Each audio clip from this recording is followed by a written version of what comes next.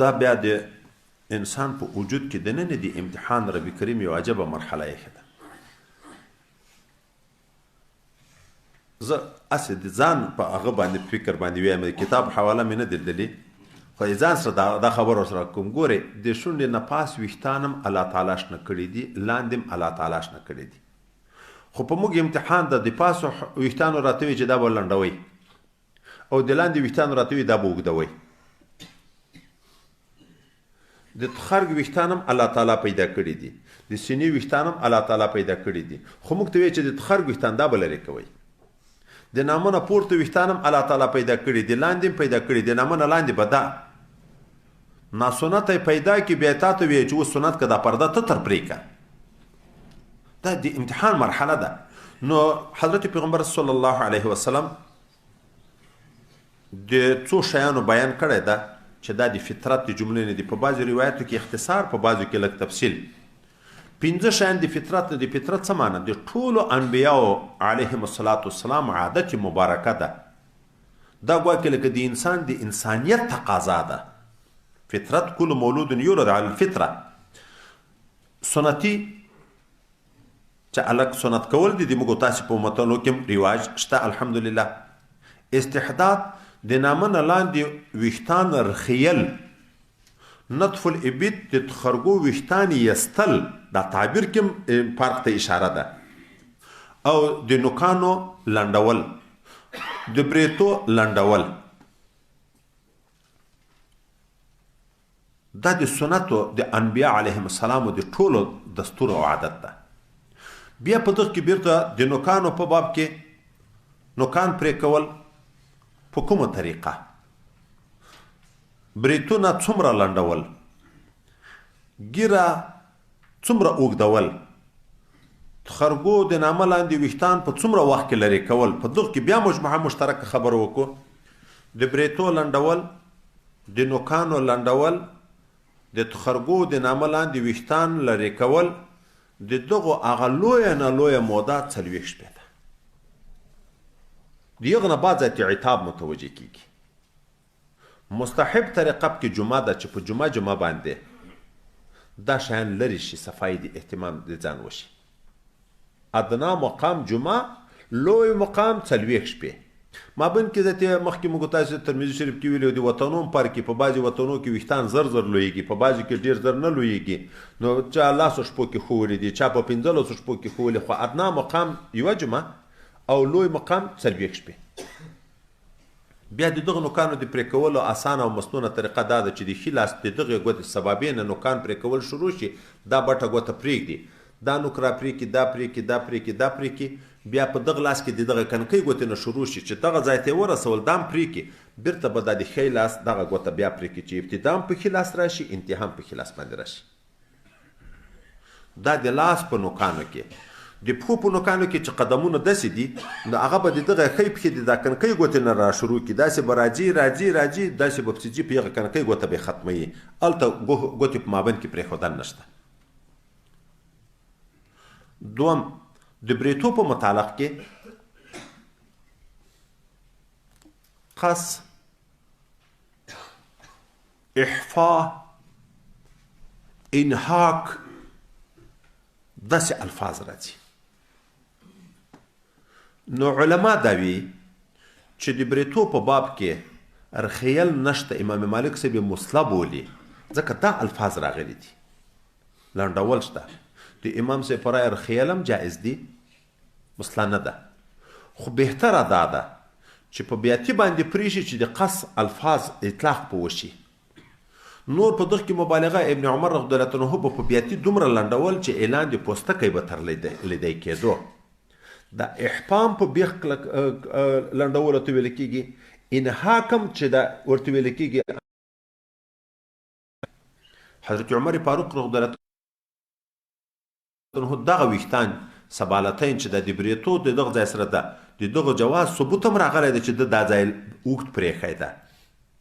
اما هلته ابن عمر رضی الله عنه چې دا ځای به هم پرې کوه چې دا د ګیرې سره نښتی ځای ده دا ځای هم لنډوه اوس د بریتو په باب کې کم مقام دا ده چې دومره یې پرې کړي چې دغه سره شونډه لوڅه شي که دغه خوله طرف ته راغله نو خوراک ورسره مکروه ده، ذکر ورسره مکروه ده، چې شکل باندې ورسره بریښي، اگر که روا دي د امام صاحب په مسلک باندې. د ګیرې په باب کې حکم د اعفو راځي،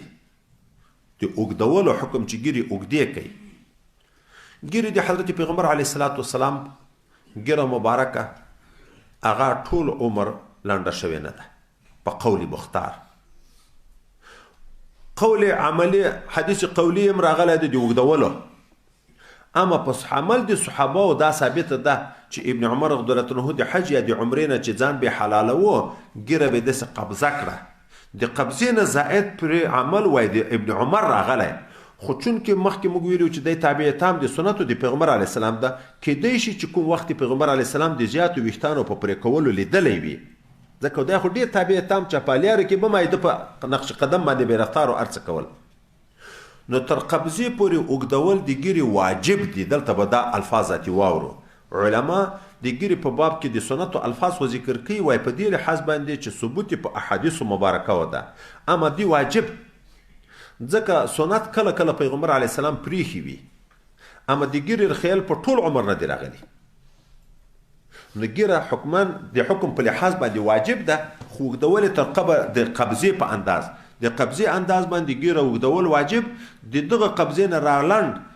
لنډول او رخیل د دغه دواړو یو حکم ده.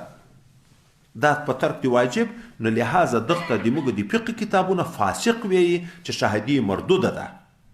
فاسق چاته ویل کېږي چې ګناهګار یې ګورئ، چې ګیره واجب نشي بیا خو د ګناهګارتوب ثبوت نه راځي. ګیره واجب ده نو پرېښودل یې ګناه ده، د ګناه د وجې نه سړي ته فاسق ویل کېږي، شاهدي غیر منظوره ده. نو دا د ګیرې په باب کې چې د ګیرې د قبضې نه زائد شي، که دغه لورېدم داسې به ځان ته ما خو دا ګیره تویېږي ډېره، ګورئ دغه خواته هم داسې اوږده ده، که دغه خواته دم دغسې که اوږده اوله بیا چا داسې تقسیم کړی ده چې که د یو انسان د ګیرې وجود سره غټې ګیره زیبا او ښایسته لیدی کېده، نو هغه دې بالکل نه کموي که هر څومره اوږده وي هم. خو که د بعضې انسانانو د وجود سره دا ډېره اوږده ګیره بده برېښېده، بیا خلک د سنتو توهین کوي، د ګیرې توهین کوي، نو د هغو دپاره بیا بهتره دا ده چې د قبضې په انداز باندې لنډه کړي چې خلک په دغه ګناه کې واقع نه شي.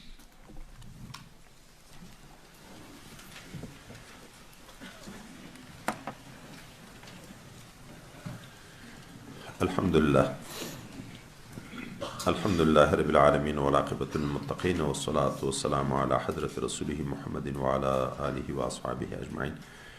اللهم اهدنا الصراط المستقيم صراط الذين أنعمت عليهم غير المغضوب عليهم ولا الضالين آمين. ربنا لا تؤاخذنا إن نسينا وأخطأنا، ربنا ولا تحمل علينا إسرا كما حملته على الذين من قبلنا،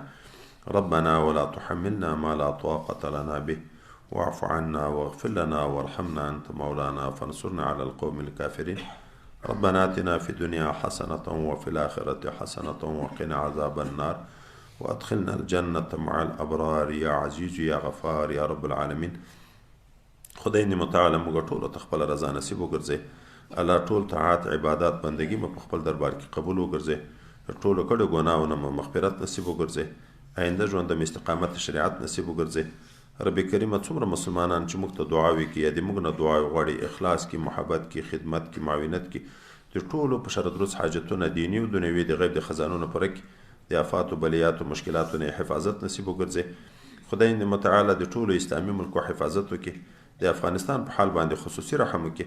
خدای موږ کشران او مشران ټول په شریعت باندې مستقیم کړي، د خارجي او داخلي دښمنانو نه حفاظت نصیب وګرځي، دوی ته توفیق د خدمت د شریعت په چوکاټ کې نصیب وګرځي. خدای دې متعالی چې څومره مشکلات وي په خپل رحمت کامله سره مشکلات رفع او دفع کړي. خدای پاک غیبي حفاظت، غیبي نصرتونه وکړي، د صفوف اصلاح وکړي، د نیتوي اصلاح وکړي، د اعمالو اصلاح وکړي. خدای دې متعالی بیا خو مو په ابتلا کې واقع کړي. رب کریم طرفت العین او قلم خپل نفسو ته مسپري.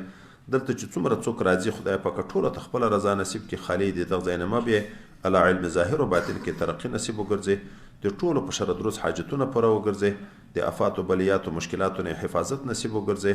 خدای پاک اهل او عیال ټول په خپل حفظ کرم کې وساتي. نور چې د دنیا ډیر ځایونه مریضان ټلیفونونه کوي، نور مشکلات وي، خدای پاک بندیان د اهل اسلام د بند خلاص کړي، قرضداران د اهل اسلام د قرض نه خلاص کړي، مریضانو د اهل اسلام ته شفا کامله نصیب کړي. مسافر د اهل اسلام په خیر او عافیت باندې خپل کورونو ته ورسي. الله بیا اولادو ته نیک صالح نارینه اولادونه نصیب وګرځي، بیا ودو ته نیک صالح ودونه نصیب وګرځي. الله تعالی د خیر بارانونه په قدر د حاجت باندې ووري. خدای د موږ کومو ګناو د وجه نه چې دا قحطۍ د الله د هغه ګناو نه د موږ ټولو مسلمانانو د توبې ایستلو توفیق نصیب کړي. ته د موږ ټولو سره د خپل رحم او د کرم معامله وکړي. خدای پاک په قدر د ضرورت باندې بارانونه ووري.